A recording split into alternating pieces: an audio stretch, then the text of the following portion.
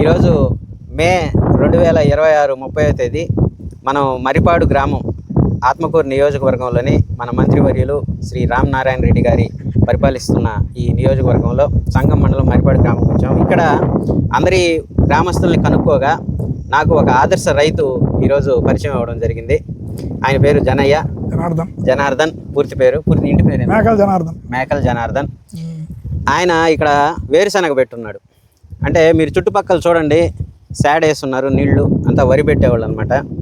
ఇక్కడ ఈ మధ్యలో ఆయన వేరుశనగ పెట్టుకుంటున్నాడు. ఫస్ట్ క్రాప్ ఏం వేస్తున్నారు? ఫస్ట్ క్రాప్ వరి పెడతాం. సో ఫస్ట్ క్రాప్ వరి పెట్టి రెండో పంట రొటేషన్ కింద మెట్టపైరు పెట్టడం గవర్నమెంట్ ఇచ్చిన సూచనలు, అధికారులు, మన మంత్రి గారు, సీఎం అయినటువంటి నారా చంద్రబాబు నాయుడు గారు ఇచ్చిన సూచనల మేరకు ఆయన పాటిస్తూ వాళ్ళని గౌరవిస్తూ భూమిని గౌరవిస్తూ, అంటే భూమిని గౌరవిస్తూ ఎందుకు అంటున్నానంటే, భూమి సారవంతంగా ఉంటేనే పంటలు బాగా పండుతాయి. మనం పండించిన విత్తనంలో బరువు వస్తుంది, అన్నీ బాగుంటాయి. భూమి సారం 2 సార్లు వరేస్తే ఆ ఎరువు అంతా లాగేసి డల్ అవుతుంది అనమాట భూమి. పైగా ఈ ఎండలకు సౌడు బారే అవకాశాలు ఉంటాయి. కాబట్టి వారు దాన్ని గుర్తించి రొటేషన్ కింద మెట్టపైరు వేయడం జరిగింది. ఇక్కడ చూస్తే మీరు బాగా గమనించండి, ఇక్కడ ఎండి ఆకు రాలిపోయేసి ఈ ఆ ఆకంతా బయో కింద ఎరువు అయిపోయి భూమిలో కలిసిపోతుంది అనమాట. కాబట్టి ఇది నెక్స్ట్ పంట వరి ఏదైతే వేస్తున్నామో ఈ పంటకి ఒక ఎరువులాగా ఉపయోగపడుతుంది. పైగా ఈ వేరుశెనగ అనేది ఈ ఆకు మీరు ఎట్లా మీకు పాడేవన్నీ ఉందా? మాకు బర్రెలు ఉన్నాయి, మేకలు ఉన్నాయి. ఓకే. ఈ చెత్తనంతా తీసుకెళ్ళి ఆకుని పశువులకి, మేకలకి వాడడం జరుగుతుంది. అయితే మిగిలిన చెత్త మాత్రం భూమిలో వేసి ఎరువు కింద వాడతాం. ఈయన బ్రహ్మాండమైన రైతు అండి, మంచి రైతు దొరికాడు మనకి. అంటే పాడి పంట 2 ఉండే రైతు దొరికాడు ఈ వారము. కాబట్టి ఆయన దీంట్లో వచ్చిన ఈ మెట్టపైర్ల నుంచి వచ్చిన సారాన్ని, తర్వాత ఫస్ట్ క్రాప్లో వచ్చిన వరిని కూడా ఆయన బర్రెలకి, ఆయన దగ్గర ఉన్న మేకలకి, పొట్టేళ్ళకి వాడడం జరుగుతుంది.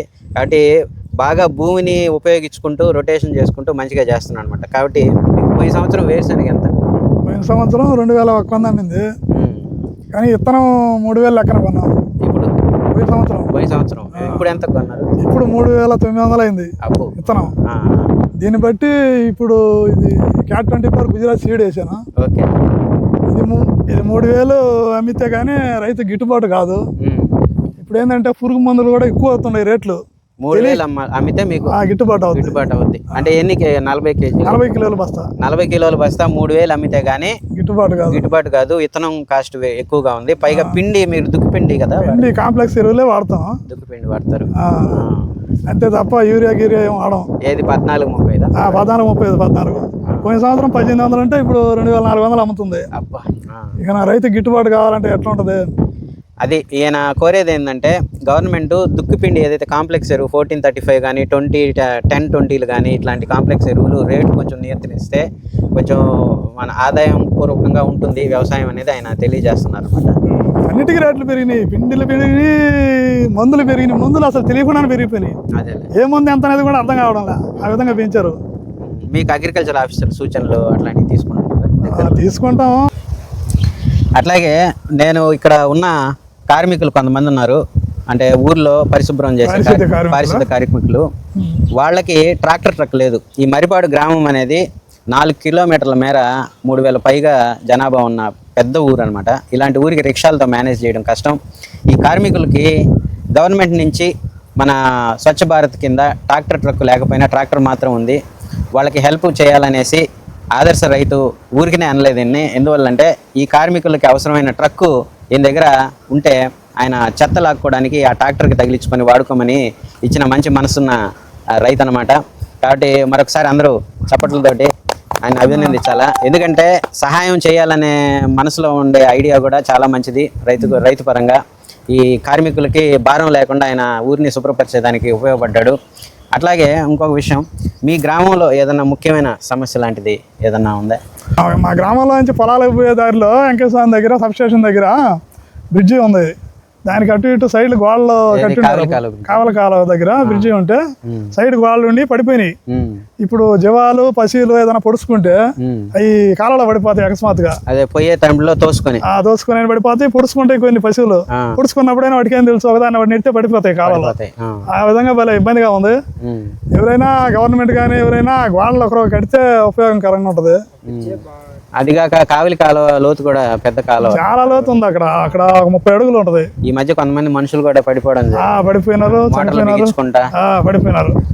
కాబట్టి ఇది ముఖ్యమైన గ్రామ సమస్య. దీన్ని కూడా మన మంత్రి అయినటువంటి ఆనం రామనారాయణ రెడ్డి గారి బ్రిడ్జి అది వాళ్ళు అప్పుడు ఏదో తాత్కాలికంగా కట్టిన బ్రిడ్జి అది కాలువ దిగేటప్పుడు. అసలు మెయిన్ బ్రిడ్జి లేదు. ఇప్పుడు గవర్నమెంట్ ఏదన్నా మంచి బ్రిడ్జి వేసి పక్కన ఎత్తు లెవెల్లో కట్టిస్తే బాగుంటది. లేదంటే దీనికైనా మైనర్ రైలింగ్ అన్నా చేస్తే, మంత్రివర్యులు మా మంత్రే కాబట్టి ఏదైనా సహాయం చేస్తే ఉపయోగకరంగా ఉంటుంది గ్రామానికి అంతటి. తప్పకుండా మన ఎమ్మెల్యే దేవాదాయ శాఖ మంత్రివర్యులు ఆనం రామనారాయణ రెడ్డి గారి దృష్టికి ఈ సమస్యని, గ్రామ సమస్య కాబట్టి, పాడి ఎంతో ముఖ్యం మరిపాడు గ్రామానికి. ఒక్కొక్క పశువు ₹1,00,000 తక్కువ ఉండదు, పాలిచ్చే పశువు పోతే రైతు చాలా నష్టపోతాడు. దాన్ని తప్పకుండా ఆయనకి చెప్పడం జరుగుతుంది. మీకు కుటుంబ పరంగా మీరు ఎంతమంది పిల్లకాయలు? కుటుంబ పరంగా నాకు 3 పిల్లకాయలు, 2 కూతుళ్ళు, 1 కొడుకు. ఒక అమ్మాయికి పెళ్ళయింది, ఇంకిద్దరు పెళ్లి కావాల్సిన వాళ్ళు. ఇప్పుడు చదువుకునే పిల్లకాయలు ఎవరు లేరు కాబట్టి తల్లికి వందనం పథకం అనేది పక్కన మీకు ఉపయోగపడుతుంది. ఇంకా మీకు పెన్షన్ ఎన్నేళ్ళు? మీకు పెన్షన్ నాకు 56, 56 ఏళ్ళు. అంటే పెన్షన్ అంటే ఇప్పుడు కొత్తగా 50 ఏళ్ళు పైన బీసీ, ఎస్సీ, ఎస్టీకి ఏదైనా రిలీజ్ చేస్తే మీకు 50 ఏళ్ళకి పెన్షన్ ఇస్తే మాకు వర్తిస్తుంది. సరే రావాలని అప్పుడు గవర్నమెంట్ చంద్రబాబు నాయుడు అయితే చెప్పాడు అప్పుడు, కానీ ఇంకా అమల్లో ఇది తెస్తే బాగుంటుంది. తర్వాత ఈ ఫ్రీ బస్సు మీ ఇంట్లో మా మహిళలకు పనికి వస్తుంది, ఉపయోగపడుతుంది. గ్యాస్ సిలిండర్ వస్తున్నాయి.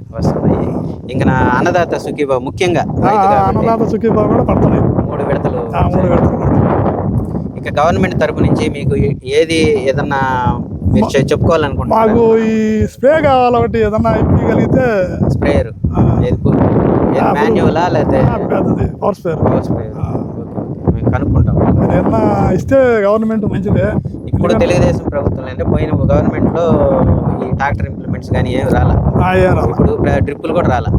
ఇప్పుడు ప్రత్యేక శ్రద్ధ పెట్టి మన సీఎం అయినటువంటి నారా చంద్రబాబు నాయుడు గారు కానీ, ఇక్కడ మంత్రివర్యులు ఆనం రామనారాయణ రెడ్డి కానీ ఈ రైతులకి రిలీజ్ చేస్తున్నారు రకరకాల ఇంప్లిమెంట్స్. ట్రాక్టర్ కూడా వచ్చున్నాయని చెప్పారు. మీ పవర్ స్ప్రేయర్ కూడా నేను కనుక్కొని ఏదైనా అవకాశం ఉంటే నువ్వు కూడా ట్రై తెచ్చి ఆయన పక్కన తెచ్చు. పట్టుకో. ఆదర్శ రైతులైనటువంటి మేకల జనార్దన్ ఈరోజు మనం కలిసాం. ఆయన్ని శాలువా కప్పి గౌరవించుకొని, అలాగే నిత్యం వ్యవసాయదారుడికి ఒక కుడి చెయ్య లాంటి ఒక పార అనేది మంచి క్వాలిటీతో చేయించిన పార ఆయనకి బహుకరించడం జరుగుతుంది. మీరు వ్యవసాయం బాగా చేసుకొని ఇంకా 10 మందికి ఒక రోల్ మోడల్ లాగా ఆదర్శంగా నిలవాలా. మిమ్మల్ని చూసి రొటేషన్ పద్ధతిలో ఈ విధంగా పాడికి అన్ని విధాల భూమి సారవంతం అయ్యేదానికి, మెట్ట పైరు పెట్టేదానికి అందరూ ముందుకు రావాలని కోరుకుంటూ సెలవు తీసుకుంటున్నాం.